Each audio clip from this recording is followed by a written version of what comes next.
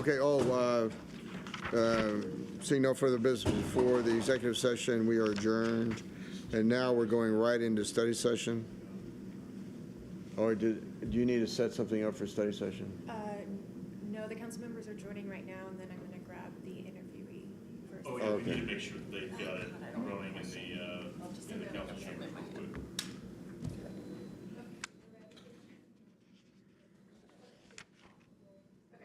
They're good. They're good? Yeah. Okay. So let me. Yeah, we'll wait till you come back, Kay.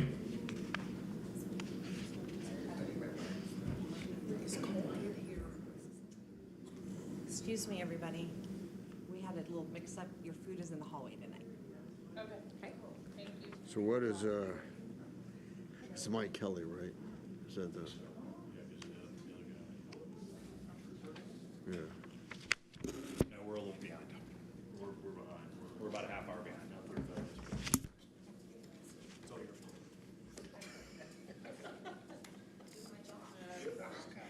I'm just teasing. I'm teasing. You want me to just be a robot and not ask questions?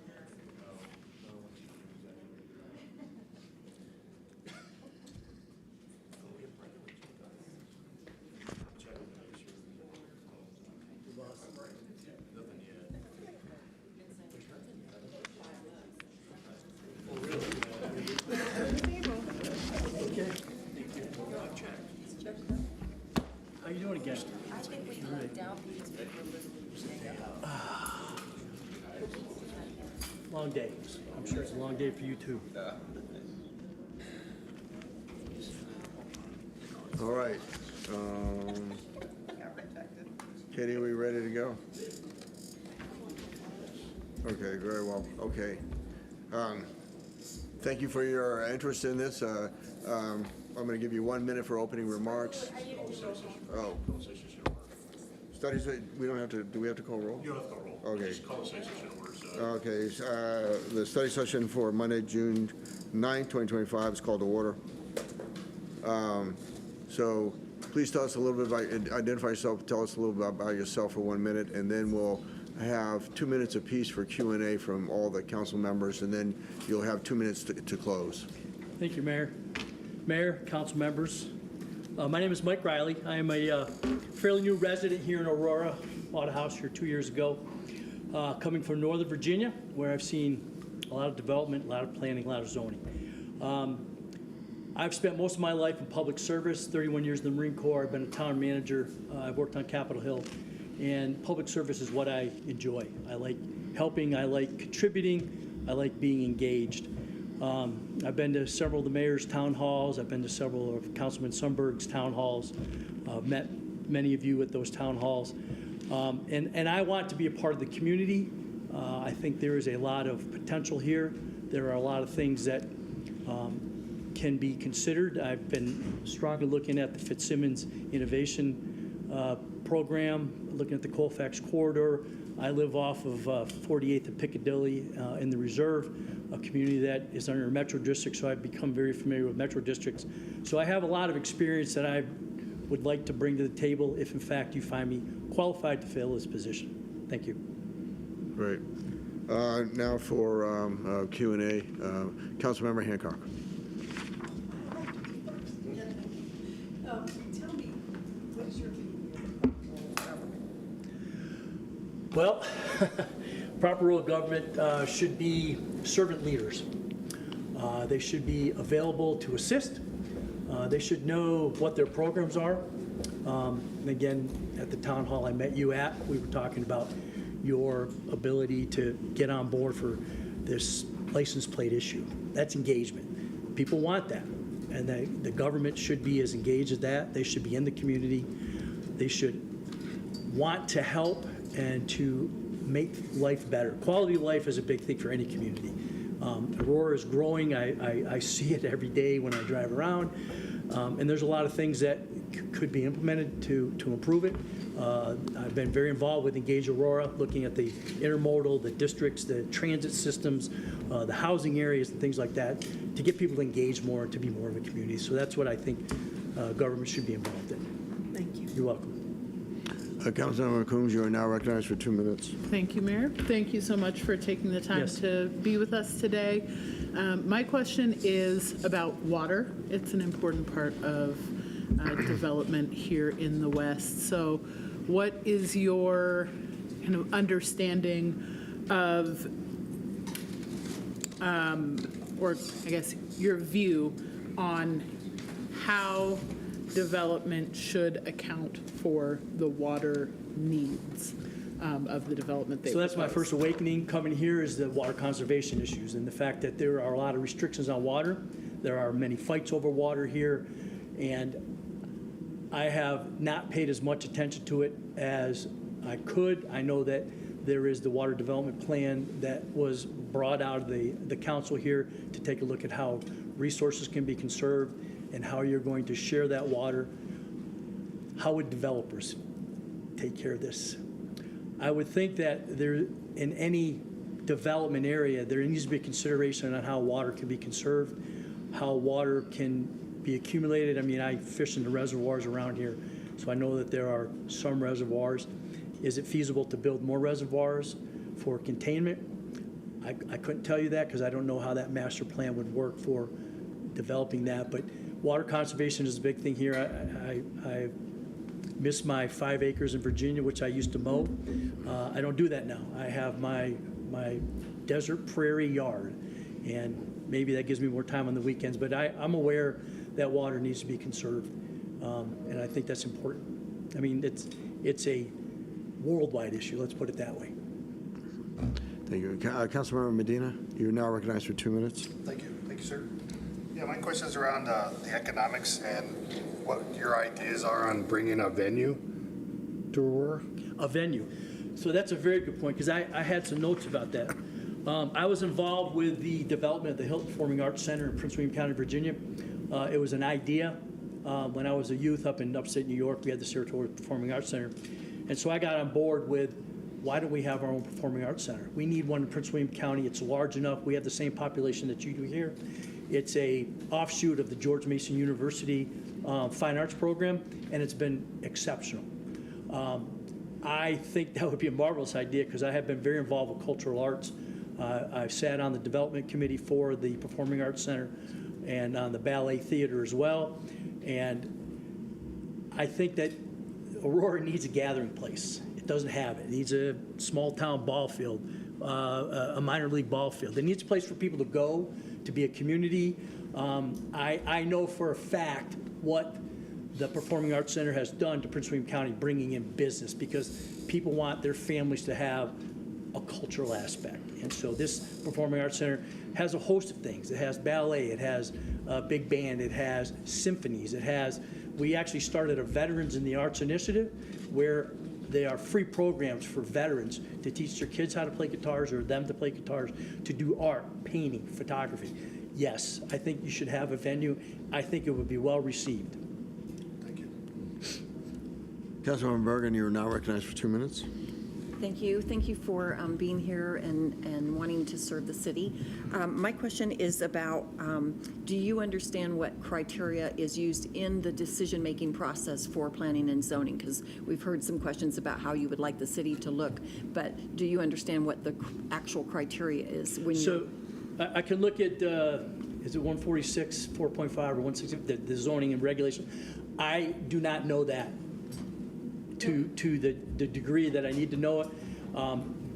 You're talking about when a developer brings something before and it goes for the review and it has to go through 2 or 3 layers. I'm kind of involved in that because of what's happening in my community out at the reserve.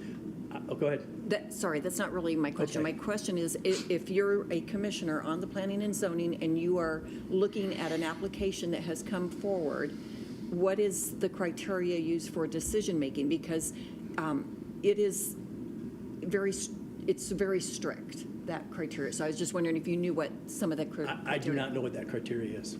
Okay, so I would just suggest that you maybe sit in on, well, you'll be on one, but maybe look at the minutes from a past one, because it's very strict in terms of you must follow zoning, you must follow code. there's not a lot of room for subjectivity. It's very objective. Okay, Thank you. thank you. Councilmember Lawson, you're now recognized for 2 minutes. Thank you, Mayor. Thank you, Mike, for Thank you. applying. My question is this to you, because this happens a lot on some projects. How would you approach a development proposal that aligns with the city's long-term plans? You know, we have the comprehensive plan, the zoning, UDO, that faces strong opposition from a residents in a neighborhood. Good point.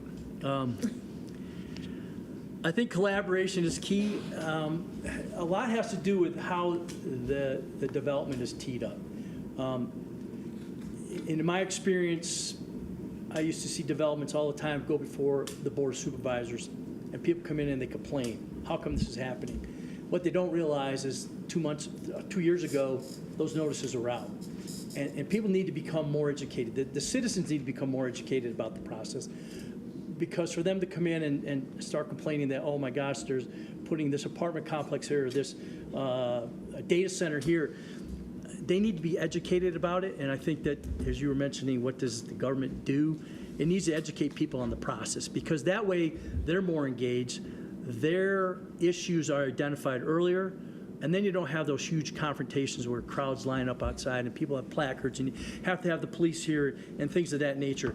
I think anytime you educate the public and get them engaged, and that's a pretty demanding process, because not everybody wants to do that. I mean, I'm in a community that's growing to 600 homes. I'm trying to get them involved with our Metro District decisions, and they don't show up for meetings. And then they say, well, how come you changed the pool hours? Well, you had an opportunity to talk about it, but it's the idea of educating them, making them familiar, and again, that's shoe leather. That's getting out, going to the HOA meetings, going to the community meetings. Some of these town hall meetings I've gone to, I've heard these things discussed. The planning people come out and they talk about it. It's educational, but I'm starting to see the same 40 people every time now, and somehow that's got to change. You've got to educate the public. Thank you. You're welcome. Councilmember Casar, you are now recognized for 2 minutes. All right, well, thank you so much for applying, and also thank you for your service. Thank you. And my question to you is, what do you see as your main challenge if you are appointed to the planning, and how did you, how would you approach that challenge? So, again, one of the things I looked at, I know you want to try to revitalize the Colfax corridor, because that's the old city. When I was a town manager in Dumfries, Virginia, it was an old town. It was the first port in Virginia, and I tried to recreate the fabric of the town, and it just didn't work. So Alexandria, got that name, is the big port city. It's the idea of generating the enthusiasm, and again, you look at the Colfax corridor and the business development opportunities, the community development opportunities. How do you intend to do that? I know there's a lot of dialogue on that. And how do you get the community engaged? How do you get businesses to decide that they're willing to come in and get in some of those vacant buildings and bring business back? And one of the things that we're starting to see in Northern Virginia, and I know it was part of the intermodal transit plan, was to have these city centers where people can originate by walking or bicycling or rapid transit a lot easier to get them to be a part of a community. So the challenge is trying to take some of these older areas. I also find it's unusual how Aurora is not all contiguous. I think that provides a challenge, because people who are right here don't live here, and the services might be different. So I think that's a challenge, and I don't know what Aurora's intent for growing or annexing more property, but those type of things are important. And then I've gotten very involved with the Fitzsimmons part, because one of my masters is in bioscience, and I'm thinking, and I talked to the mayor about this, what growth opportunities there? I mean, it's very dynamic right now. I see it happening when I was back in DC, the growth of bioscience, and now some things that are occurring within the current administration on some of those technology fronts. So that would be interesting to see how that could grow for housing there and commuting there and the growth of that area. Thank you. Yep. Former Dumfries town manager. Yes, sir. Dumfries, Virginia, and retired Colonel of the United States Marine Corps, Mike Riley, you are now recognized for 2 minutes for concluding remarks. Mayor. Oh, I'm sorry. Yes, I left. I was going to take a shortcut here. Councilmember Jurenski, you are now recognized for 2 minutes. Thank you. Yeah, both of us, I don't think we're recognized to ask a question, but Councilman Murillo, all I wanted to say is, Mike, thank you so much for applying. I don't have a question. Councilmember Murillo, you can go ahead. Councilmember Murillo, you are now recognized for 2 minutes. Thanks, Councilmember Jurenski. My comment was more geared towards the mayor as the leader of this meeting. My question for you, and thank you, by the way, for your application. I know it's not always easy. My question is, can you give an example of where you were able to apply some of the skills and vision that you mentioned throughout your interview to be successful in another situation? Certainly. Well, one of them was my involvement with the Hilton Performing Arts Center, with all the planning meetings and getting that built. And then staying on as far as the development committee went to continue to raise funds to promote the program.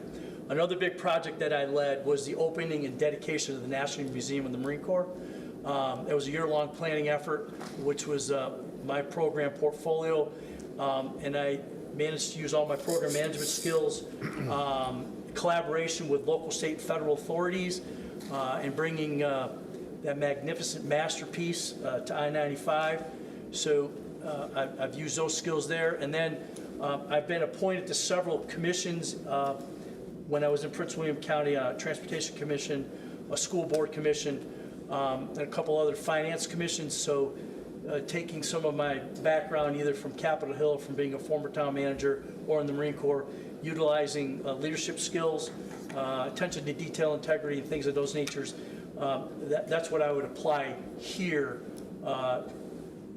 for whatever projects are coming forward. And again, not just to get the projects implemented, but there should be follow-through afterwards, just to make sure they meet what the constituency was asking for. Thank you. Mayor Pro Tem Sundberg, you are now recognized for 2 minutes. Thank you, Mayor. Thank you, Mr. Riley. I think that the fact that you've only lived here 2 years, you might be bringing a fresher perspective on the city. You've mentioned a few things: bioscience, a performing arts center, even a minor league team. I've heard that with Northeast Aurora, we're only, as a city, developed about 55%. So we have this tremendous opportunity for growth, development, smart planning. You've mentioned those other 3 things. Anything else come to mind that you think our city might be missing? Is there too much of one thing, or are there other possibilities? Well, a youth venue of some sort. Well, Mr. Riley, go ahead and just I'm address your sorry. front. The camera will pick you up. A youth venue to give kids opportunities, whether it's playing ball. I don't know if you have a skate park here, but that would be something worthwhile. And then family venues where you can bring families together. Again, I look at the Performing Arts Center. There could be offshoots of that, because what we did there was outdoor concerts in a big amphitheater when the weather's nice. So you have those type of requirements that I would consider as well. Very well. Councilmember Gardner, you're now recognized for 2 minutes. Thanks, Mayor, and thanks, Mike, for your application. In your opening comments, you mentioned that there's a lot of opportunities in Aurora. Can you talk a little bit about those opportunities and how you think your experience and serving on the Planning and Zoning Commission will help kind of bring those to fruition? So the opportunities I would look at is how you want to get new growth in here, and then revitalize some of the areas that, again, that I talked about. Again, I look at the Colfax corridor because that seems to be a topic of discussion, whether it's in the newspapers, whether it's at your board meetings and things like that. Just looking at smart growth, I don't know if you have a place that you can call. I mean, is this the biggest building around? Is this your skyline here? Do you have something that people could say represents this? Would you like to have the ballpark up near the airport in Ward 2, that'd be nice, because then people could fly in for games, or the Performing Arts Center, people can fly in for shows there. You've got some hotels, actually, there's a lot of hotels on Tower Road. So there's those opportunities to look at creative ideas. I'm sure if I sat here and poured over some of the things that I had looked at in the past or that I had been involved in, there could be ideas. And again, I know that the council and the mayor have gone to different cities. I know there was the discussion, I think it was in Boston, about what you can do with Fitzsimmons.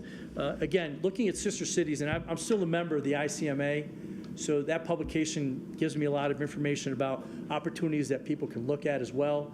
It also talks about planning and zoning issues or all sorts of stuff. I've just maintained that membership even though I'm not a current administrative officer anymore. So it's a question of looking out there. And again, as I first mentioned, listening to what the constituency wants. And those learning sessions or the listening sessions for Engage Aurora, I thought were very instrumental, with people putting stuff up on the boards and picking up those ideas that they needed. Thank you. You are now recognized for 2 minutes for concluding remarks. Well, you've seen my application. You've heard what I think I can bring to the table. It's only a question of, am I qualified in your eyes to do that? When I became a second lieutenant, I had to learn how to be a leader. So if the question about what the process is needs to be learned, I think that can be learned. I've come to your meetings. I've listened to you guys on the dais. I've been to your town halls. I know what you're seeking. I know you're engaging the community, and you desire to do what's best for your constituents. And I think I enjoy being out in the public. I enjoy engaging. I think that would be one of my better attributes, is the fact that I'm very comfortable in a crowd. I don't like leaving a room without knowing everybody. Thank you very much. I appreciate your interest in the city and for applying for being on the Planning and Zoning Commission. Thank you all for your time as well. Yep. There's no mayor's update. Are there any issue updates? Seeing none, is there any objection to moving the consent calendar forward? Item number 3. Mr. Mayor, if you could, I'm going to pull item 3E off.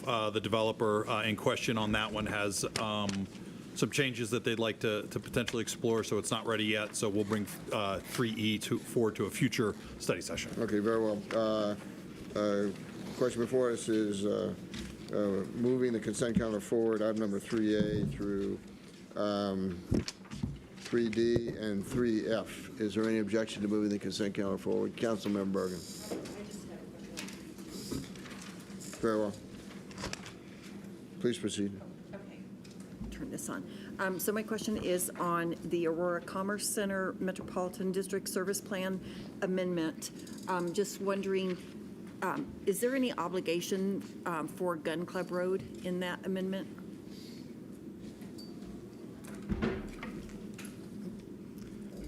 Hello, good afternoon. Michael Kerrigan, Development Services. Please speak up. Thank you. Can you hear me? Yeah, that's not. It's not a microphone. It's not going to amplify. Sorry. So you have to just speak up. Oh. Michael Kerrigan, Development Services.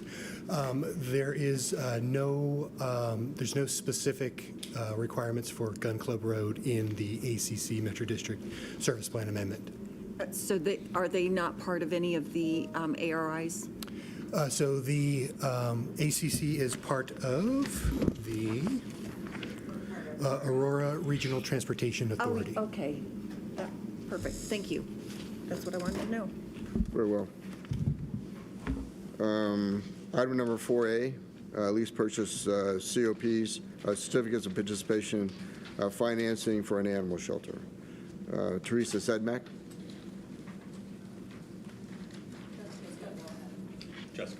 Jessica Prosser.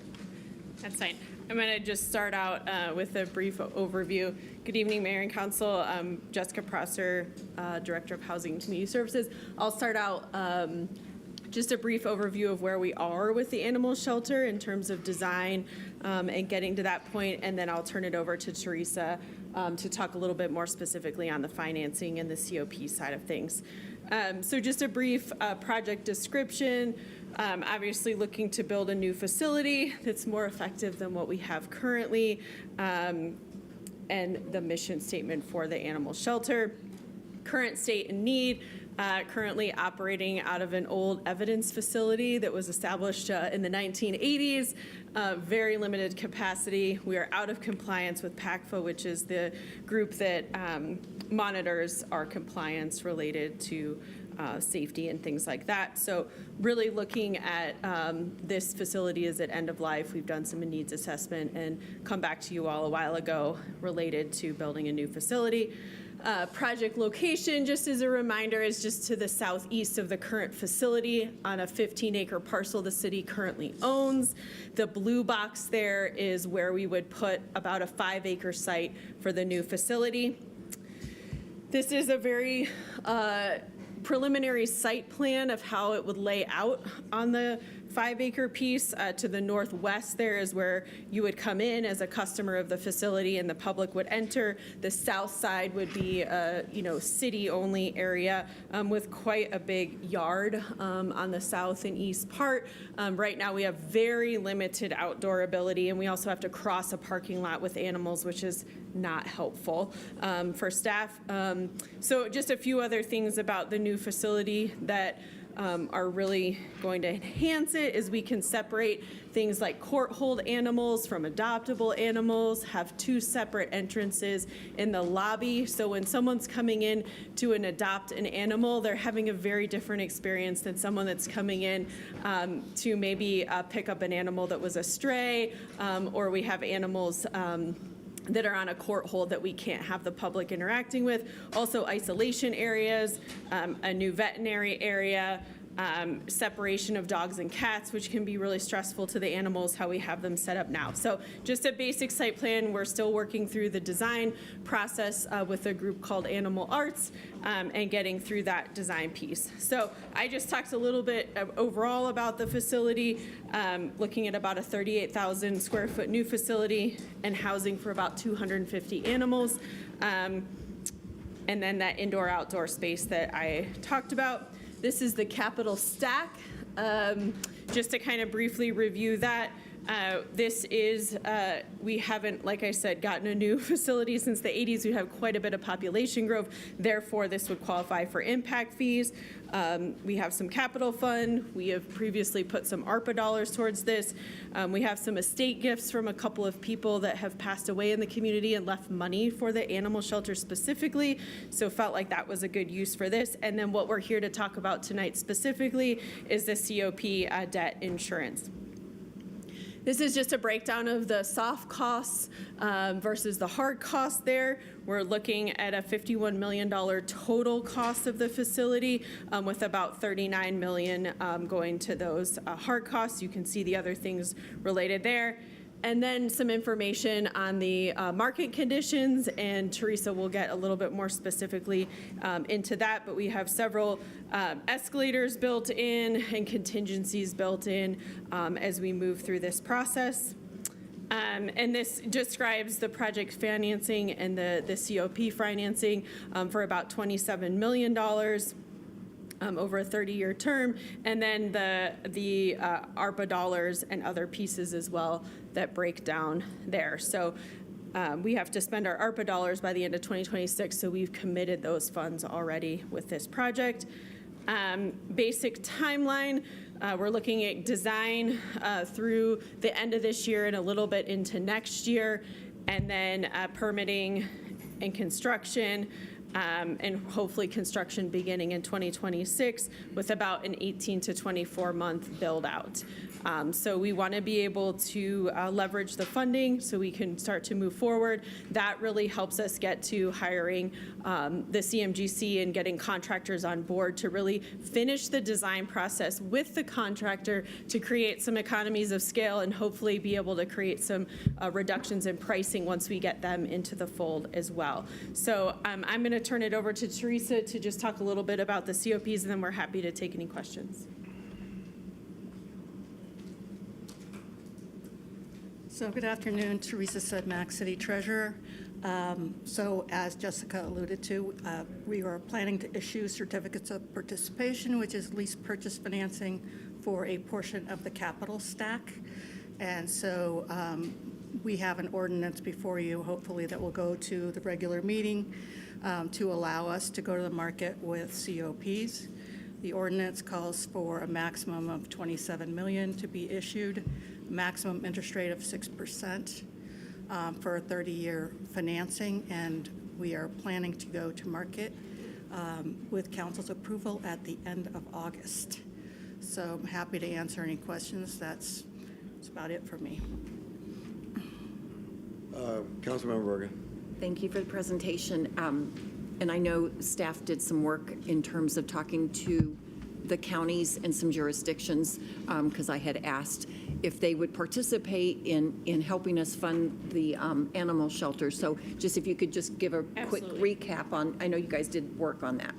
Yes, we did. And there's a memo in your backup as well as kind of a addendum. And Councilmember Bergen asked us about what it looks like for other jurisdictions to participate in this facility. So we did kind of survey all the other shelters in the area, and all of the surrounding communities in the metro area are attached to one of those facilities already with a current IGA or other agreement.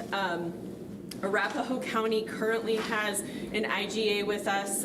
It's old and outdated. It's from 2015, and they are paying us $36,000 a year for care of animals they drop off at the facility. And so with the new facility that we're building, we would like to renegotiate that IGA and look at options for that. I think those options are not only recouping the cost of caring for the animals they drop off now, but likely a new facility fee that they could pay us since we're providing a new facility and having that. So we actually have a meeting set up with them tomorrow. They had some things they're changing around and shifting where that operation is. So we will start those negotiations. That will obviously take us a while, so we didn't want to hold up this process with that. But we did do some due diligence there and have kind of a path forward for creating a new IGA. You mentioned Arapahoe County. How about Adams County? So Adams County has a Riverdale facility, which is less than 10 years old, and there's several jurisdictions that have agreements with that facility as well. Very well. Questions? Please proceed. We're finished, Done? so unless there's other questions. Okay. So what is the? So this would, are we okay to move this forward? You guys would see typically when we do COPs, we take it forward for formal council action. So we just want to make sure if there's any questions before we move that forward for full council action. Okay, very well. Questions? Mayor Gardner. Councilmember Gardner. I don't have any questions, more just comments. And I appreciate staff's work up until now, Jessica and her team, and Teresa and all that. I think I don't agree that this is the highest and best use of debt that we could issue. We talk in this presentation, or we heard about PAFCA standards, but we have residents in the city who live outside of NFPA standards for fire response, for example. And I just, I have a lot of concerns with us issuing nearly $30 million in debt to build a new animal shelter when we need more fire stations. We need another police district. We have a lot of needs in this city, and I'm just not sure that this is the highest and best use, and so I'm not going to support it. Councilmember Bergen. Yeah, and I understand where Councilmember Gardner's coming from on the other needs in the city, certainly fire stations that in my ward and also in Ward 2 that are needed. However, I would say from this perspective, we would be passing up an opportunity because we do have other funding sources for this animal shelter with the ARPA dollars, with the impact fees and so forth. So I think based on the fact that we have other funding sources, it makes sense to invest in an animal shelter. As mentioned before, the study showed that just trying to renovate the current shelter was really going to cost probably more money and then would not actually achieve the goals for a growing population. Growing 415,000 residents, a lot of pets. So I am in support. Councilmember Combs. Mayor, thank you. Yeah, I mean, we have a lot of needs that are not being taken care of, but we also know that this facility is significantly out of compliance, and people are going to continue to have pets, and also we're going to continue to encounter wildlife. Our staff are going to continue to encounter wildlife, and we need to address those needs. It may not be convenient that that's what we need to do instead of building more fire stations and addressing other needs, but the need is there. So we need to fulfill it, and so I'm in support. Further questions or comments? I see none. Jessica, what are is there a regulatory standard that we have to comply with? And where are we at with that compliance? Yeah, so it's the PACFA requirements. We're out of compliance on a few areas, one being the current kennels that dogs are in, just the material, the deterioration of it, and things like that. So we are kind of on a continuing waiver with them right now, where they have acknowledged that we're working towards building a new shelter, and that is written up in our essentially our assessments right now, because they know it's such a significant cost to replace what we currently have. So we're kind of on a waiver at this point, knowing that we're moving towards compliance by building a new shelter. Just a quick question. Can you give me the status of Fred the pig, 400-pound pig that was running rampant across our city that wound up in the shelter? Still in your backyard? Not bacon. I'm not going there. I'm not going there. Okay, very well. Is there any further objection? Seeing none, then that will move forward. That will move forward. Then we'll find out about Fred the pig later on. Let's see, item number 4B, Public Safety Facilities Master Plan Overview. Oh, wait, what did I miss something? Northwest Aurora grants. Oh. Oh, gosh, I must have, okay, I don't have my updated version. Okay, 4B, 2025 Northwest Aurora Arts Grant. Good afternoon, everyone. My name is Ginger White-Bernetti. I'm Director of Library Cultural Services, and I'm presenting this grant request to you all in part on behalf of the Cultural Affairs Commission, which administers this grant in partnership with Library and Cultural Services. So these grants have been around for a while now, and I'll get into the history in just a moment, but the purpose of these grants is to really stimulate and foster economic activity and vibrancy within the cultural arts district along the Colfax corridor. The grants were initially named as part of the Fletcher Plaza URA back in 2002. It wasn't until 2017 that Library and Cultural Services took on the administration of that grant program, and it was part of what helped the city achieve designation as a creative district through the Colorado Creative Industries Office or Division of the Office of Economic Development and International Trade. And you can see since 2020 through 2025, here's some information about number of organizations that have applied for these grants and those that were awarded. And so we are back to achieving pre-pandemic numbers as far as interest in these grants goes. The eligibility criteria has changed a little bit year over year. This is something that the Cultural Affairs Commission determines as part of their, as they put forward a new application process every year. In this particular year, they decided to reserve some funds for operational grants. Those are for organizations that are residing in the arts districts, and then some for projects or program grants for organizations that are not within the district but want to bring programming into the district and activate the venues that are there. So this has been a lengthy process. We announced the grants on October 14th of last year. The deadline was right before the holidays in December of 2024.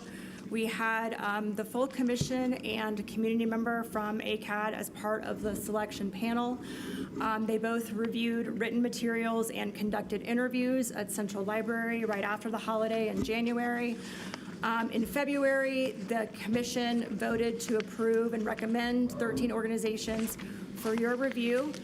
Those organizations did receive award letters in March, but contingent on council approval. So that's what we're here to request from you all this evening.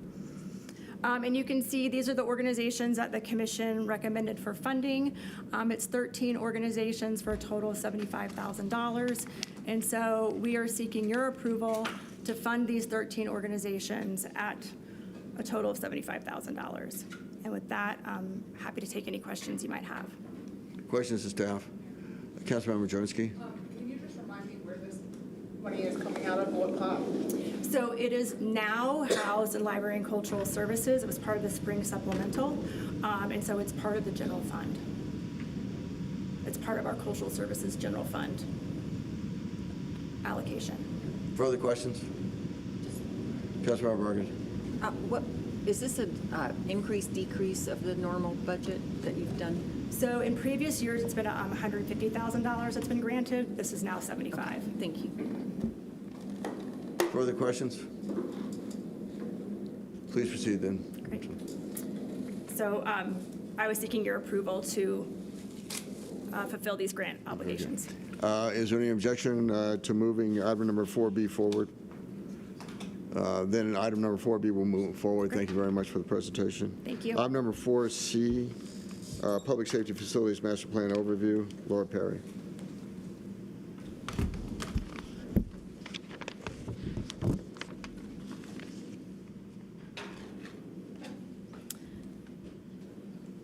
All right, good afternoon, Mayor and City Council members. Laura Perry, Deputy City Manager.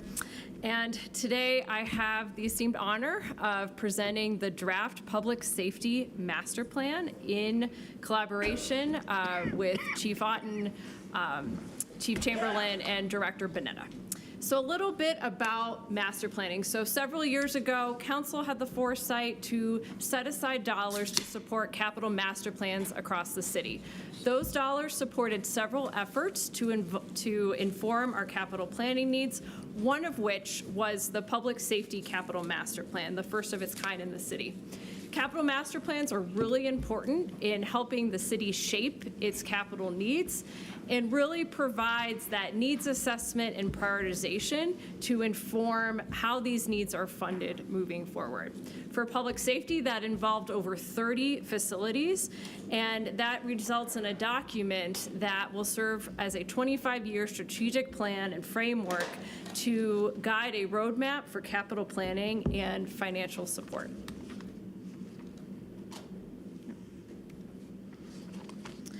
So the focus areas of the Public Safety Master Plan was taking a look at our current facility use and space and deficiencies around that to support operations for our public safety departments. Examinations how operational changes in city population and growth would impact those facilities and the timelines that those improvements would be needed. And then looking at it in a short-term, mid-term, and long-term horizon, so 10, 15, and 25 years. And then also looking at conditions of our existing facilities as well from primarily a deferred maintenance perspective. The project kicked off in February of 2024, and you see here there was several workshops with stakeholders. The project was conducted with a consultant that was hired, Roth Shepard, who hired sub-consultants that specialized in public safety, and was led by Ellie Watts, and our project manager in Public Works.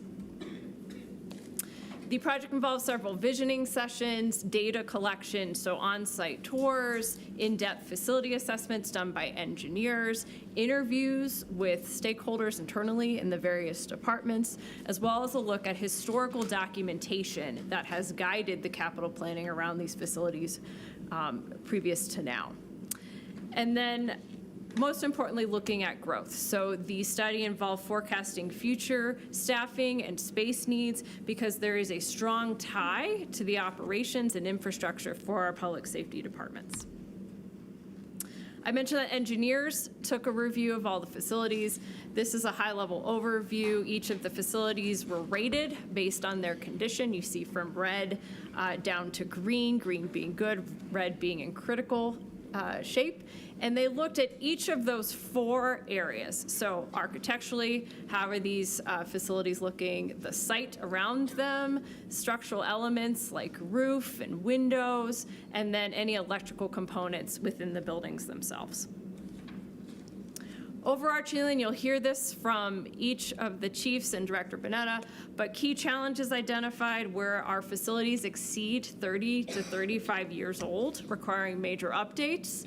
We have a lot of space and operational constraints, which limit training, specialized functions, and a demand for new technology.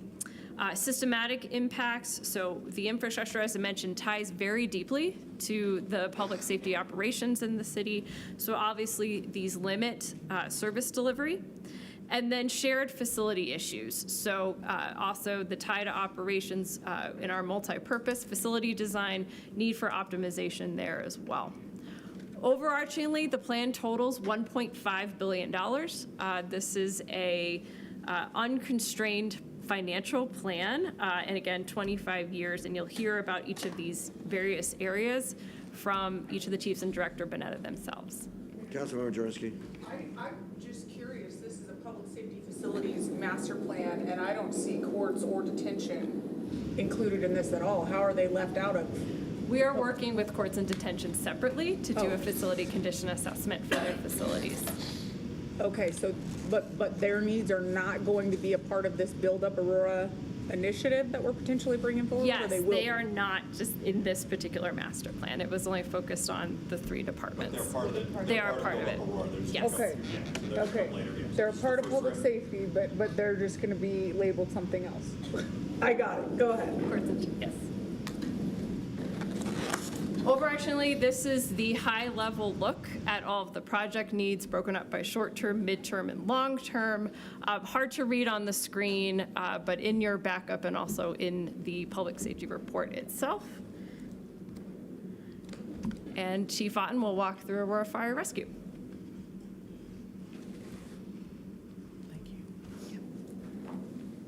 Well, good evening, and thank you for the opportunity to present on this. I'm Alec Otten. I'm the fire chief for the city of Aurora, and we'll cover briefly the multiple projects that are on there and some examples of the types of projects that we're going to be looking at working on, hopefully, in this presentation. I think first it's just good to frame up for council and the mayor and the public that's watching a little bit about Aurora Fire Rescue, specifically sharing our vision and then how we're accomplishing that vision right now, which is to lead the nation in fire rescue and emergency services through our culture of excellence, investment in our members, and connection with our community. And we won't settle for mediocrity. We really are striving for perfection every day to try and serve this community, save lives, and protect property. We do have a snapshot for you of the calls for service as well as our 90th percentile performance metrics. So you can see what we shoot for, slightly outside of what we try to do with a 4-minute travel time is specifically where we're losing some ground. You will notice, I think notably if you've been here for a little bit, that our calls in 2022, the final numbers for 2022 when I got here in 2023, that total incident number was 57,000 calls for service. And as you're well aware, we implemented the right response process to try and more efficiently use the resources that were given to us and impact those times, which it has positively impacted them, but we're still seeing some gaps in service delivery, particularly east and southeast, where we're exceeding those times. You'll also see on this slide a map of where our current locations are. We have 17 fire stations serving the population, and so we'll address that as we move forward. Really, this is a process of both keeping up and catching up. And so we're looking at travel times, as I think Councilmember Bergen pointed out, in the east, or what I call the frontier of the city. where we are looking at 2 to 3 times the industry standard benchmarks. And I think Councilmember Gardner mentioned NFPA standards. That's really what we strive for. And so we're seeing those gaps that exist in the east and in the southeast. 50 years is the typical, I'm glad that's not for a person, 50 years is the typical lifespan of a fire station. If you understand that they're being used 24 hours a day, 7 days a week, they're constantly occupied by multiple people. And so if they're well maintained, in which we would like to thank our partners in facilities for helping us do this, they will last that long. The AFR fire stations right now, we have stations that span everywhere from 4 to 50 years old with the average age of 26, which is that ripe middle age for a fire station where they're due for some major renovations. And we do have 5 fire stations that are either very close to or over 50 years old. And so a lot of those are needing updates now at their middle of life. We have emerging research that tells us how we can take better care of our firefighters, and unfortunately we just had one diagnosed today with cancer. But these are things that we can work into the system to try and take better care of them. So there are changes in building codes and standards. There's new technology that can be integrated for things like gear cleaning, separating the hot, warm, and cold zones and protecting them from the products of combustion, as well as wellness initiatives. And also we're looking at population growth and operational needs. This is we had a consultant come in from the Center for Public Safety Excellence as we worked through the last stages of our accreditation process. And he indicated that the only city he's seen with a more diverse set of risks than the city of Aurora was Oakland. And that was because they had both an airport and a seaport. Over the project timeline, we have multiple projects, as you can see, within the 10-year window, the 15-year window, and the 25-year window. And they're a combination of both new builds and remodels. This map is also in your backup. It's a little bit difficult to see, but it shows you the red stations are the ones that are intended to stay, at least in the short-term window. The ones that are where the station number is outlined in a white box are the ones that we would look to be replacing on site. And then there are future growth stations. There are temporary sites and permanent sites. Doesn't mean that we will use every temporary site or every permanent site, but this just gives you an idea of where they are. Also outlined on this map are our neighboring jurisdiction fire stations, which we will call on for either automatic aid or mutual aid when the demand exists. And then I believe there's one potential relocation, and that's Station 3, that when we do get to the point where we replace that station, we'll likely move that a little bit east to try and fill in a gap that exists there. But this gives you a snapshot of what's going to happen, or what we hope happens. So within the 10-year window, obviously we have facilities distributed. I know that was a pretty long list that Laura showed you with AFR projects, but we're a very capital infrastructure heavy system because we need to be both distributed and then have the ability to concentrate our resources throughout the city. So within that 10-year window, you will see both, you'll see remodels, you will see replacement stations, some on the existing site, some potentially on new sites, as well as new additions to the fire rescue footprint within the city of Aurora, which we've touched on as a need throughout. And then we just broke this down into kind of the long, intermediate, and long-term window, and you'll see several other projects that include all 3 categories of work that we need to do for the major remodels, replacements, or new construction sites. And while we have some sites identified, potentially areas where we would put some of these fire stations, a lot of it depends as we get closer to that window on the development trends that exist in that region. And what I'd like to do now, these are not in any kind of priority order, but all these projects are within the short-term window, so within that 10-year window. And I wanted to give you some examples of the different types of projects that are on this list, so you can see pictures of the facilities and understand what the gaps are. In this particular case, we'll start with the 2 new builds that I've talked about a couple times with council. First is Station 18, which is located in Ward 2. This is the one that would cover Aurora Highlands and the Windler development block. and could also heal the rest of the system because of its proximity to E470, so it could get north and south. We're planning here 15,000 square foot new fire station. We're designing it so that it can house a double company because we're anticipating that future growth. It would have 3 bays at the station, a community room. And really the need is the growth that's occurring out there. And we're about 7% to 8% developed out there, and we're already having a demand for service. I've heard numbers as high as 60,000 population expected just in that community. So we will have an emerging demand, so we really need to start talking about that now. Right now, their response times are anywhere from 12 to 18 minutes, and so that's a little bit of a challenge for us to get out there and take care of that. And you can see the anticipated project cost. And I do think it's important to note that right now, these are in today's dollars.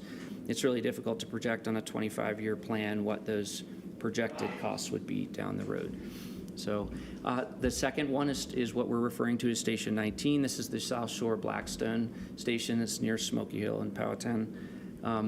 We're anticipating that this one be a little larger footprint, still be for a double company, and we're anticipating 4 bays on this one, as we right now have about $7 to $10 million worth of capital assets sitting outside. With all the hail warnings, it can be a little bit of a challenge, so we're trying to make sure that as we build this infrastructure, we also take into consideration ready reserve fleet and making sure that they're housed and distributed throughout the city so that we can take care of quick swaps if we have a breakdown and limit out-of-service time. When we look at the replacement types that are in there, you can see a couple of examples here. Station 6, which is at Hamden and Chambers. We are looking at a replacement on the existing site. We're looking at a building a little over 17,000 square feet. And this one, if you've ever been there, it has what I affectionately refer to as the Livnasium. I don't know if you ever visited, but it's a combination of sort of the living space and attached to the gym and equipment. So there are some space limitations for the number of people that we have there. These things do impact turnout times and efficiency, as well as security, health and safety, and then some of the mechanical systems that are in that current building are beyond their useful life. Station 8, which hopefully you're familiar with, is across the streets, across Chambers. This building was built in 1987, and if you've had the pleasure of being in there, you can appreciate the tight quarters. I think the Infrastructure Task Force actually took a tour of this specific building just to kind of get an idea. Pretty substantially undersized. We just did our Public Information Office did a YouTube video station tour on this building, and so if you want some of the details, it was pretty well done. But there's a lot of condition situation there that needs to be addressed, as well as space, fitness, and health and wellness programming. So those are 2 types. You'll note that one of these is in Ward 5 and one of these is in Ward 3, and I think it's important to share with you that these projects are distributed throughout the city. And then finally, when we look at the remodels, these are major, so these are your midlife, and I'll call it 25 years midlife, sorry. But for these buildings, that really is the time when you need to consider a major renovation. And so in this particular case, we have Fire Stations 3 and Fire Stations 11 in Ward 1 and Ward 4. And these are where you start talking about roof replacements, mechanical system, substantial upgrades. Probably the living spaces get a major overhaul. And these projects are anywhere between $7 and $11 million. They're pretty significant investments to get that through the next 25 years of life. And with that, Yeah, we're going to keep moving, so we're going to take all the questions at the end as a group, so we're going to go straight to Tina. We're going to keep it moving. Keep it moving. We're running out of time, just FYI. Sorry to rush. My shopping list is shorter. Sorry to rush. I know. Good evening, everyone. Tina Bonetta, Director of Aurora 911, and I appreciate the time to explain to you the future of not only 911 and 311 services, but how we can create and centralize how we provide service to our entire community. So just a quick, here's a snapshot of our mission and our vision. You're going to see a theme emerge with our mission. And it's really in line with right-sizing responses and right-sizing how we engage our community and then how we provide service to our community. a quick overview of who we are. So we've been budgeted at 91 FTE since 2016 without growth. We've been working really hard to improve our culture and to right-size our positions. And so while we are at full staffing in our budget, we realize that we also have some space now for operationalizing or growing our capacity to operationalize. We are handling over 300,000 911 calls. By the way, just over 2% of those come from landlines now. 98% are mobile devices. And nearly as many non-emergency calls, and that's a pain point for us because we prioritize 911 calls. Our current system sort of forces non-emergency calls to wait in queue for longer because it's the same group of people that answer both of those lines. Our text to 911 are growing. We sort of went from about 500 in 2020 to now we're at 6,700 for 2024. That number is increasing and it's going to continue to increase. Very interesting things are happening in the 911 ecosystem. Landlines are nearly obsolete. Our voice call volume is plateauing. And it's going to begin to decrease. And in its place, data alerts through a number of mechanisms and pathways are now beginning to create an uptick, and they're delivered to us differently than a voice call. We're also engaging in third-party translation and AI assistive technology that is opening some doors to automating a lot of low acuity services and provide people service faster, more immediate, and on their time frame. Additionally, we're implementing call technology this year that's going to open the door to multimedia live streaming, real life in-time translation transcription services that allow us to serve our non-English speaking community at the same level as our English speaking community, and that's a huge deal for us. And alternative response models, those are growing. They began in 2020. And so our responses are no longer limited to police, fire, and EMS. We now have a lot to choose from, and that's going to continue to grow. So in the next 5 years, we're going to look at data to surpass voice calls. How we provide services is going to fundamentally turn on its head, and so we have to begin to pivot with that. In addition, this is just a snapshot. I wanted to give it to you to look at when you have time, but just for context, the four little areas in the top of that graph, the legacy devices, the PSAP, the radio system, and the responders, that's what was 911 for years and years and years and years, and now everything that has grown around it is how our ecosystem is growing and changing. And so we have to now focus on data sharing pathways. We're looking at cloud native technology that allows us to virtualize how we provide services, not only for individuals and employees in the future, but then how we partner with our partners at Denver 911 or JeffCom 911 so that if we needed a fallback location, we're not necessarily tethered to brick and mortar for a backup location for a dispatch center. We could actually share our spaces with one another and provide continuity of service.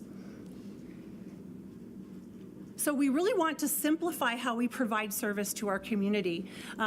Our goal is to stand up a 311 program, and we have a very strong partnership with 988. So what we want is a situation where the members of our community know 911 for emergencies, 311 for everything else, and we partner with 988 for mental health services that are not safety threatening. So how do we do that? We understand that how we provide service boils down to the simple equation that we have the ability to assess and categorize a need, prioritize and deploy the appropriate resource, and then respond and fulfill the need. And what the difference is the exigency of the request and the complexity of it.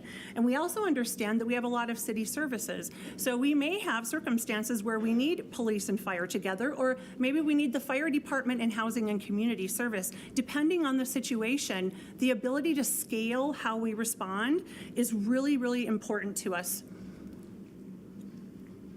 And so we're looking at how can we centralize better resource requests. So not only public safety, but then how do all of our other field entities and public-facing services fit into our ecosystem so that we can not only empower that cross-collaboration in real time, but also to standardize and centralize the data for how the needs of our community are communicated, how they're processed and deployed, and then what the outcome is. And we know that we have the ecosystem that can accommodate that. So what's standing in our way right now? It's space. We've outgrown the space we're in, and even our core needs of having a training lab that allows someone to have hands-on training experience is limited. We need to grow, but we don't have anywhere to put people. So we're really doing the best we can with what we have, but we understand that if we want to continue elevating the level of service we provide, we have to make some changes systemically in order to be able to meet the needs of our community. We also have some technological limitations that are lacking, like operational continuity, agility, and scalability. And so we understand that we need to work toward a solution that allows us to adapt to every need and prescribe a resource. So we're moving toward a model of we're calling it real-time operations, and that is really where we want to be able to, in theory, bring a number of different functions of the city together, perhaps in a shared facility where, although everyone's mission is different, the technological platforms that we use could be shared, the ability for us to cross-collaborate is enhanced, and it also allows us to really be able to leverage information in a way that helps to keep our community informed, served, and is keeping us all accountable to each other. So our short-term recommendations are to construct a real-time operations center, and that is going to house a number of functions. Aurora 911 and Access Aurora, which will become a formal 311 program, the real-time crime center for the police department, traffic operations, and a unified command facility that in phase 2 would be an emergency operations center with the capacity to stand up a joint information system in the event of large-scale events. And then our second phase is to implement an IT infrastructure resiliency plan, which would just enhance the security, stability, and continuity of all those technological platforms, how they're provided and how they're secured so that our operations are never interrupted due to a power glitch or a UPS failure, and we've experienced those, so we want to avoid them. For the Real-Time Operations Center, this is still in the planning phase, so we're at $119.7 million plus land acquisition. And that was just the phase 1. So we're looking at 120,000 square feet. And for each entity would have its space along with shared spaces and proper training facilities. And then the IT infrastructure resiliency plan is still also being scoped out, but it's really about being able to move things to the cloud, ensure that we have operational stability and continuity, as I mentioned, and making sure that all of our systems are always on and able to provide service to our field responders in the road, and then access to our community members. Okay, we'll go to Todd.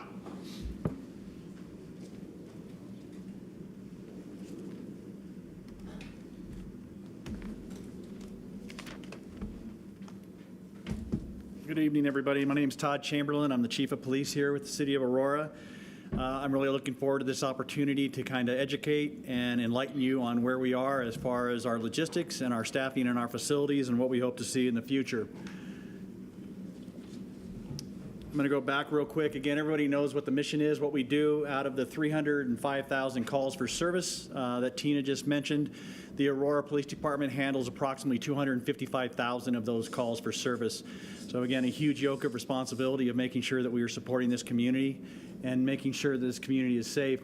Again, the way we are broken down is patrol divisions, which actually are out on the road in the black and whites, investigations, which handle all aspects of investigations, our detective personnel, our individuals that are loaned to different task forces throughout the area. All of them focus under that. Our special operations focus on homelessness. They focus on homeland security. They focus on traffic enforcement, traffic response, and strategic planning, as well as our gangs. Our professional standards focuses on our recruitment, training, policy, and procedure. And then our business division, again, which has been completely civilianized, handles all records, property, vehicle impounds, fleet, and staffing. And then off of the chief's office is internal affairs, wellness, and public affairs. The map that you are looking at right now is a geographic map of how the city is broken up and how the city is supported by our departments and our facilities.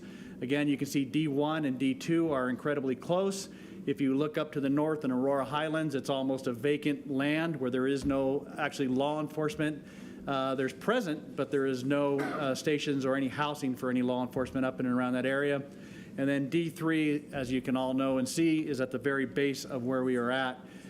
As we look at this transforming of an organization and we look at the infrastructure to go with that, we are also going to look at how this map is set up. This map, the way the divisions are set up now, is going to be completely erased. We are going to set the divisions up in an area where, again, they can respond to the activity, to the events, to the community in that area, where there's an effective and a more dependent response time. And again, it's not going to be based so much on vertical, but it's going to be looking at the geographic areas and understanding how we can best serve those as we respond. Our crime right now, to give you an idea, again, our crime is down across the board. Our productivity is up in almost every single field. Our use of forces are down drastically.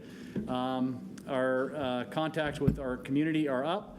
Our crime, both in our property and our persons crime, is down.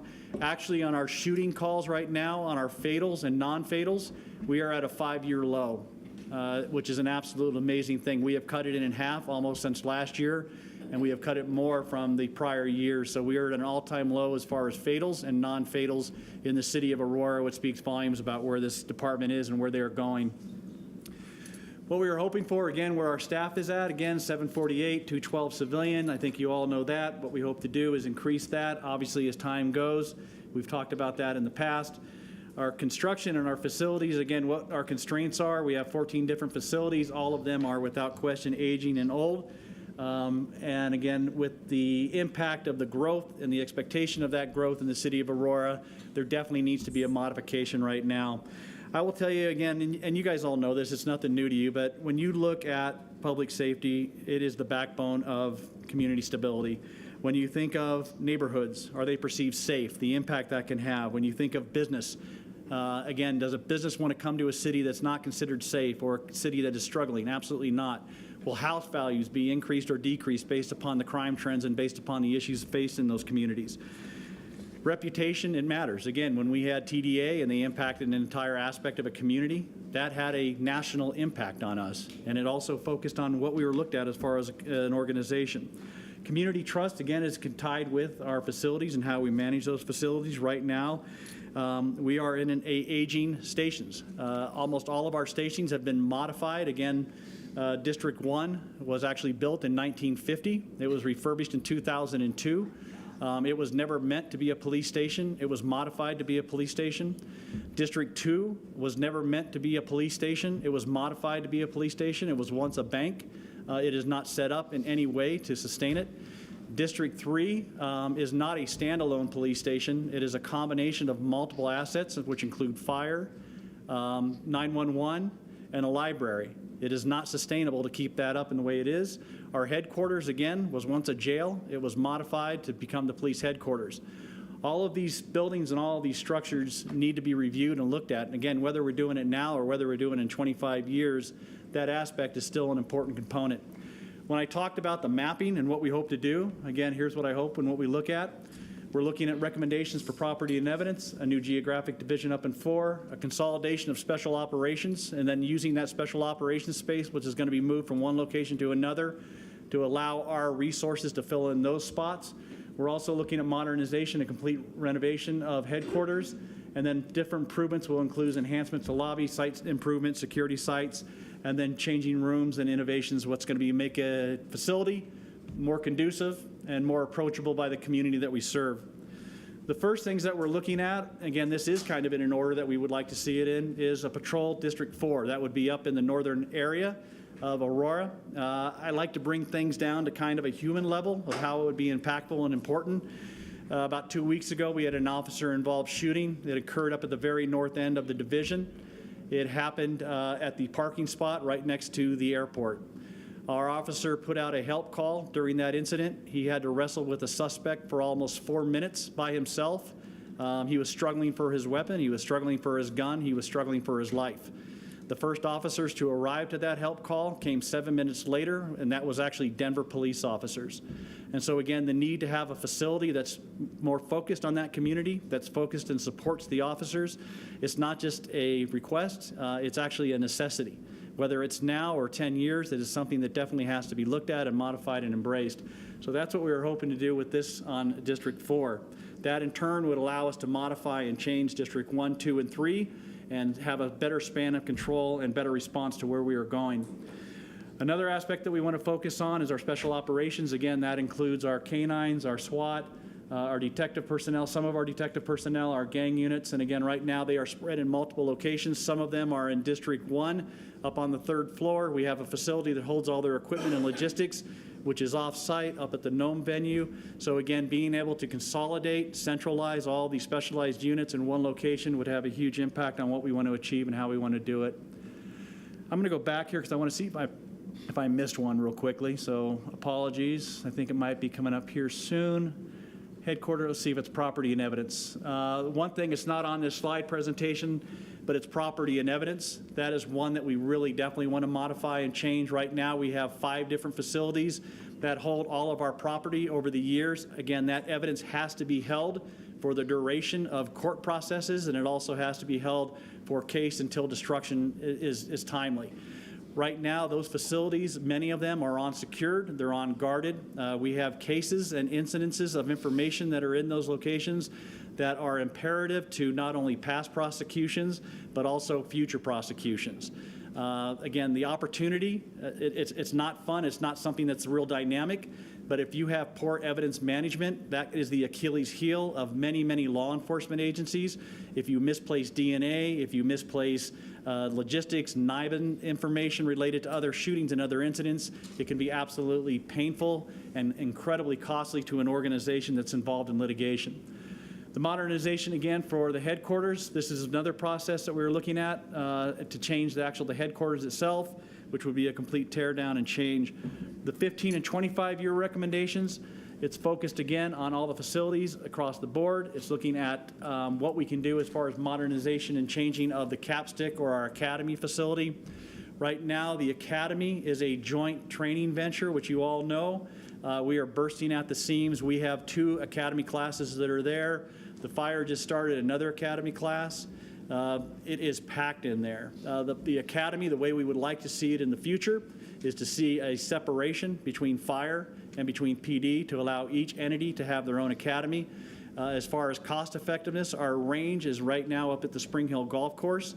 We would like to consolidate our range on one facility, have it all internal so that our recruits, our cadets, our in-services can get everything they need without transporting back and forth to different locations and different changes. We would also like to see a modernization of our stations that are present, whether it's 2 and 3, a complete modernization, and 1 as well, being able to have a parking garage. And I think what would be really amazing is as we increase our staffing, is being able to have an open lobby where community members can actually come in, have contact, they can get services done, as opposed to possibly having to go over Aurora 911.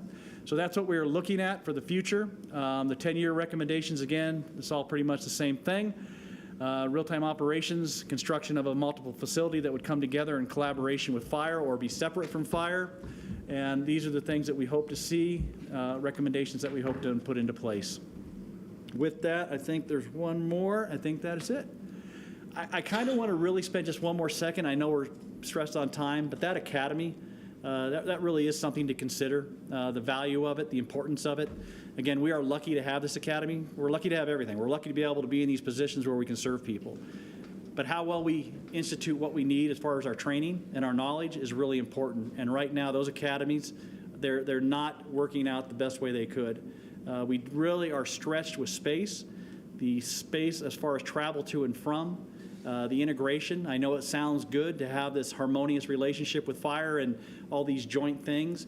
but there's two very different businesses. You have fire business and you have police business, and it is a very different occupation. It falls under the realm of public safety, but they are two different worlds. And the fire station, what they need, what we need for police are two different things. And so again, that goal of having those split up and that infrastructure changed is incredibly important. All of these things that I talked about, again, when you look at the platforms, again, they relate to the economy development, housing, education, and really the public trust. And so thank you very much for your time. And with that, I don't know, Laura, if you want to take it back or how do you want to work this? We're just going to do questions from here and see what questions you all have. Questions? The one thing we will talk about overall is, the question came up earlier.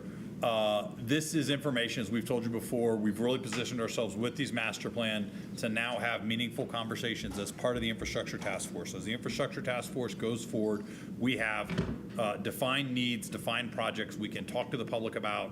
You all have at the ready, so as we look at putting questions on the ballot for our public to consider, you now have that list. And as Laura said at the beginning, this is not resource constrained. We're not going to get this done with one bite at the apple. This is going to take, some years. And the other thing is, if we were to go to the voters and get bonds, it's not going to be, that's the sole source. We have impact fees, as you heard on, the animal shelter. So we're going to nest different funding sources, whether it's impact fees, whether it's grants, whether it's the capital projects fund. We're going to bring different things into play to make sure we can fund those. But going to voters and getting some kind of bonds and to fund or start funding these projects is going to be critical. So we're going to be doing this over the coming months. With not only the infrastructure task force, but with you all. We'll be presenting the needs of our first multimodal transportation master plan. So we can talk about roads, sidewalks, all those different pieces that go into our transportation system. So we have a similar needs. We'll be taking that to the public, helping them understand what our needs are, and then getting feedback from them as to what's important to them, and then what they're willing to vote for and put on a bond. So that's where this is going to go forward to the coming months. And so we'll keep you all apprised as we go through that infrastructure task force process, and we'll do that. The next one up we've got for infrastructure task force is the transportation master plan and pros, and then we'll be coming later this fall with courts, and then with all the other city facilities as well. So we'll be taking all those through, but yeah, we will be coming in with courts as well for that process. Questions, Councilmember Berger? Obviously, a lot of needs, and as you mentioned, if we were to go to the voters, we're talking, what was that, 1.5 billion or something, so it wouldn't be for everything. So in terms of how that's prioritized, you already have tier 1, tier 2, tier 3. So is that what, if voters are open to something, would the tiers be presented? So we probably would focus on that 10-year tier for this one. So you notice we did that 10, 15, and 25-year. So if something's a 25-year, that's either from a criticality standpoint, we're not there yet, or from a priority standpoint. So we'd probably be focusing on that 10-year window. So those projects in that kind of immediate window, that's what we'd be focusing on with voters for our bond campaign. And then secondly, on new growth, because every time we do, annex land in and have new development, the impact fees for, it's public safety, right? No, we have separate impact fees for, impact fees for police and fire. Okay, so on those impact fees, are those enough to build a fire station? See, part of the problem with that is that it is after you get full build out of all 10,000, 15,000 houses. So that's where we'd say we would nest these. So if we were to go to voters, or part of a fire station along with the impact fees so that we can advance construction of that a little bit faster, so we don't have to necessarily wait to collect all $20+ million to do it, because when you're collecting it, $1,064 at a time, we have to build a lot of homes. Thank you.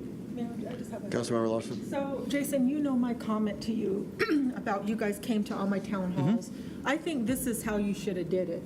You should have just been straightforward about this is what the needs are and would they support it. But all that other stuff you guys did, I just, we didn't want to get, I told you my comments and what some of so my. we will eventually be getting to projects and project areas with. This is what it should have been. Okay. Like, straight up. This is what we need. This is this.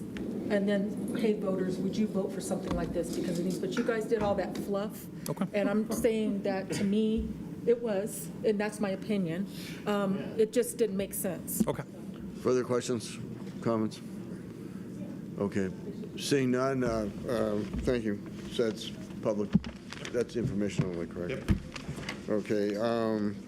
Item number 5A, amendments to the city charter concerning non-substantive updates to create gender neutrality. Who's going to take that one? I'll take it. So, Okay. Yep. Mayor, council, Pete Schulte, city attorney, and Jason, city manager. So the next 6 items on the study session agenda, just Jason and I had heard from a lot of you of ideas that you may have wanted to put forward to the voters this coming November. So we decided to do is this is the time to do it. Let's just get them out there and see what you guys' thoughts are on them. You could go forward on all 6 of them, half of them, none of them is what we want to do. So quickly, I'm going to go through because we only got 18 minutes. The first one is to redo what we did back in 2023, but to take a different approach on cleaning up the charter to take away the use of the male pronouns. And so what we did is, you'll see in your backup, my staff took the 20 pages to actually go through the charter and identify each section where we would actually change the language to make it gender neutral.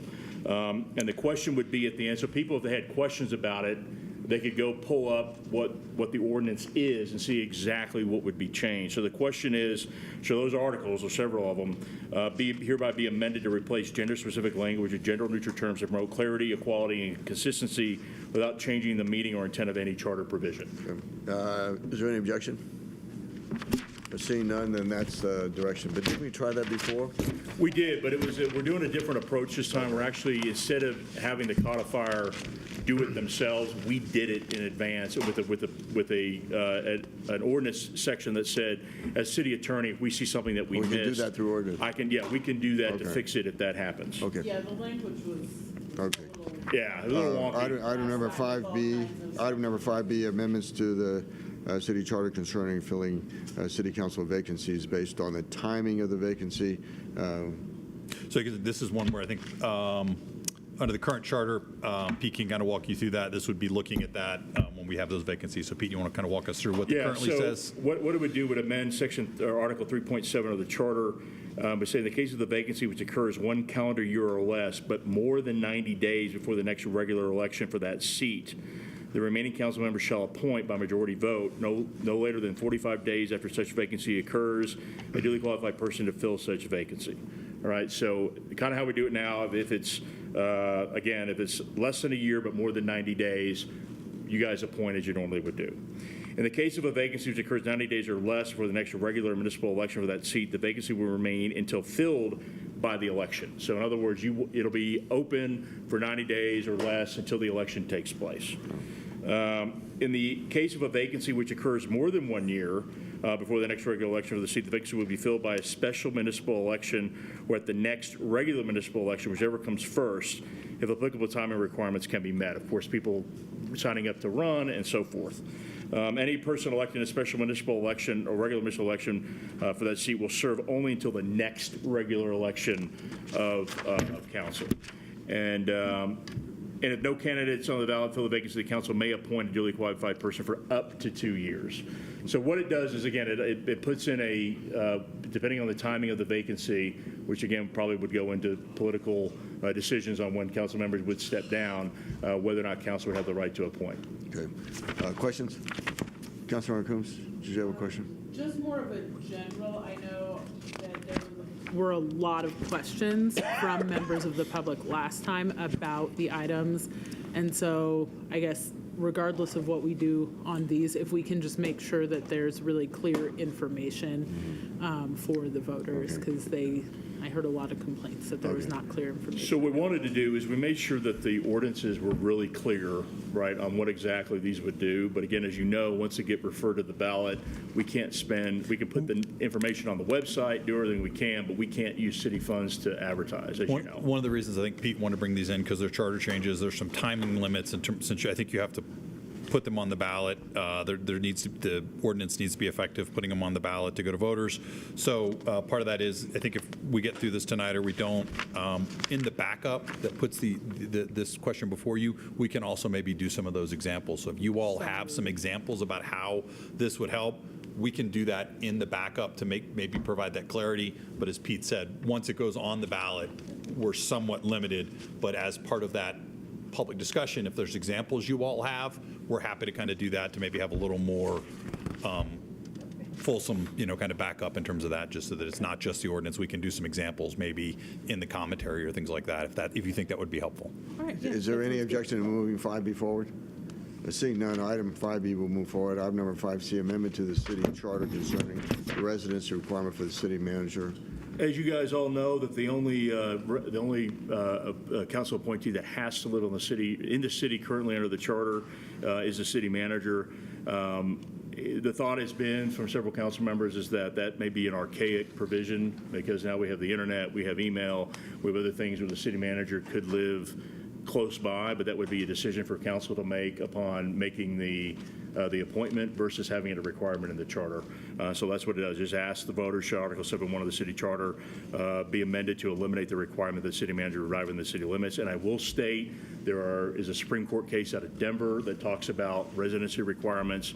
I don't know what would happen if it was challenged, but there is precedence out there because I think Denver required at the time all of their employees Was to it live in the all city. police and fire or all? It was all police. I think it was it was all of them, right? Yeah. all. And that got struck down as unconstitutional. So, yes, ma'am. Still got to live in the state of Colorado? Okay. You have to be a duly elected voter in Colorado. Are there Yeah. any questions? Seeing none, is there any objection to move 5C forward? 5C will move forward. Item number 5D, amendment to the city charter concerning elective public office. So what this does is it amends Article 3.3 of the city charter to remove the prohibition on city elected officials simultaneously holding another elected public office, thereby allowing voters to determine whether a candidate or officeholder may serve in more than one elected position. Now, let me be clear. This is going to be 2 part-time positions, right? A full-time position would potentially, if you're a council member, let's say you're the mayor and you want to run for county commissioner, you couldn't do that because of the Constitution. Article 7, Section 2 calls personal attention required. No person shall hold any office or employment of trust or profit under the laws of the state or any ordinance of any municipality therein, without devoting his personal attention to the duties of the same. So there would be an argument that this would only apply to a council member who's part-time can apply for or can run for another part-time office, not a full-time office, because it could run, there's no case law that I found on it, but it could run afoul of the Colorado Constitution, but that's what it's allowed to do. Questions? I don't love the people serving in the legislature and council or legislature and school board of that. That would be the main, that would be the main position. Are there any further questions? They can't, Further discussion? if we change this rule. Is there any objection to move? They allow it. There's people that were on So city Castle Rock's council charter and allows for it. Ours has not, and I mean, not many cities allow it, but it's, that's kind of where the idea came from, to see if you all wanted to change, put it to the voters for the charters because of what Castle Rock does. So again, you guys are just putting it on the ballot, right? But you can obviously make your opinions known by this discussion when we go, especially when it goes to the regular council meeting. But, this is whether or not the voters have an appetite for it. Yeah, I think Boulder also allows it, and Right. then multiple school boards. Is there any objection to moving 5D forward? Seeing none, 5D will move forward. 5E, amendment to the city charter establishing the salaries of the mayor and the city council. So this is one that I have always, in my history of working with municipalities, it's hard to put a hard, fast number in the charter because it's such a hard thing to change, right? And so I know the salary for the mayor and for the council members has not been updated in a while. We've gone back a couple times to voters, and Pete's exactly right. You then hard key a number. It's every year you get the lesser of inflation or what employees get. So I will tell you that it kind of operates as a ratchet down. So then over time, we find that we're not keeping up. And so then, my 17 years, I think we've gone to voters once or twice to adjust that. And as Pete's right, we're always finding ourselves trying to pick a number that does it, and it just puts you all in an odd spot. And so our idea is let's take it out of your hands. Let's put what the state legislature does on a county commissioner's salary for the main county would be Arapahoe County, right, where we live, and make that the benchmark. So whatever the Arapahoe County commissioner makes, that would be the mayor's salary, and as council members, as part-time officers, it would be half that. You guys would never vote on a salary increase. It would never be waiting until the end of the next term. It would always be whether or not the state legislature raises the county commissioner's salary. And so Don't you, I know maybe this is federal, but I think that you can't increase your pay. Well, I don't know. This is going to the voters, so that is right? that's a law During by the Congress. term, during Correct. the term. You guys would not, because you would not be increasing your own salary. This would be in the charter. So if the salary of the Arapahoe County Commissioner went up, we would then in the next, as the charter would read, or the provision would say that we would raise the salary accordingly for the mayor and for the city council. Again, you would never be voting. If this passed, if you put this on the ballot, you would never be voting on your own pay raises. It would be benchmarked based on the state legislature and based on the county commissioners. And it would be the people voting to make the change. Correct. To begin with. Okay. Is there, are there any questions, Councilmember Hancock? Budget considerations and deficit had nothing to do with it. We would just, it would automatically happen. I just feel like Yeah, I hear that.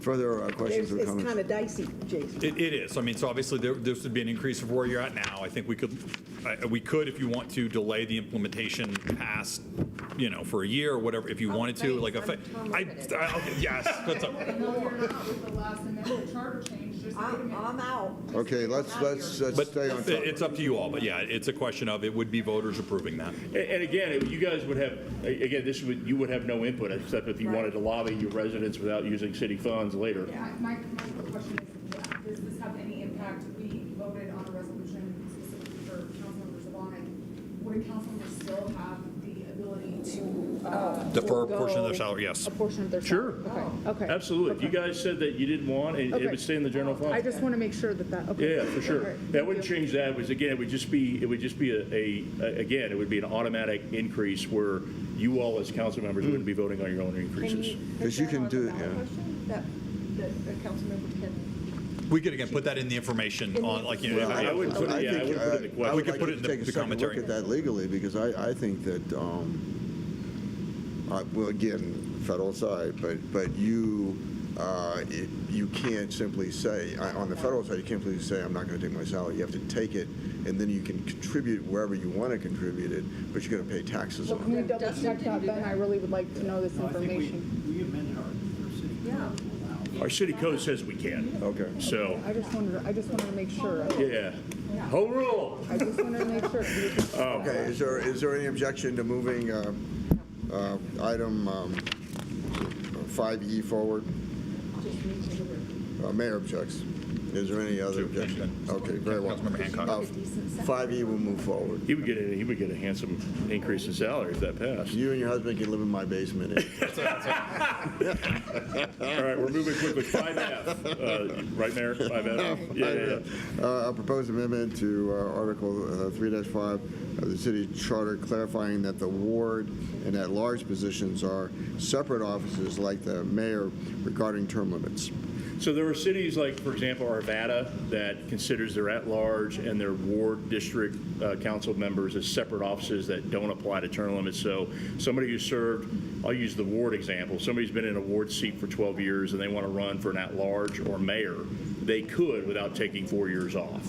And that just would, and again, if the citizens said yes, then we would know that they are okay with that. If the citizens said no, then they would say, nope, at-large and ward council members are the same, and that would help us understand moving forward that that's what the voters think. Currently, Mayor, currently the charter does make a distinction between council and the mayor. So for term limits, that distinction does exist.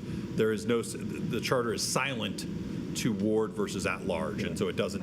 At the state level, I mean, for the legislature, your clock starts, if you're in the state house and you move to the state senate, your clock starts ticking all over again for the 8-year term limit. So I was really surprised, I was kind of really surprised when I learned here that it's, that the ward and the at-large is considered one, which I thought was pretty strange. And the ballot question makes sense. Should Article 3.5 of the city charter be amended to consider at-large council members and ward-specific council members separate offices like the office of the mayor, because that's how it is in the charter now, for purposes of the term limits established by this section of the charter. Councilmember Coombs. I guess the only question I have about that is that means you can serve for 36 years theoretically as a council council member and mayor. So if we're going to do that, do we want to reduce the terms to 2?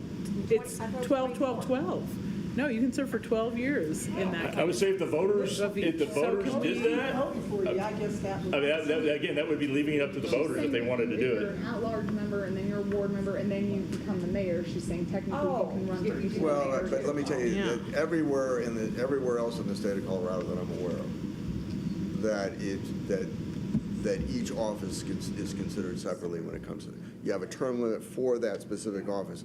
It is, in my view, it is a different office. At large is a different office from representing a ward. But also everywhere else it's 8 years instead of 12. So can we also add in there, reducing the total term limit for each seat to 8 years? I don't know. That would be my proposal. I mean, you could, it's will of the body. If you guys want to do that, we can, or we could do it as, this is not messing with the term limits, the terms. This is just making the distinction so it's clear that, if the voters decide that the at-large and ward council seats are separate offices. Because currently, you can do that, you just have to take a 4-year break. Correct. So it's just eliminating the break. Correct. Okay.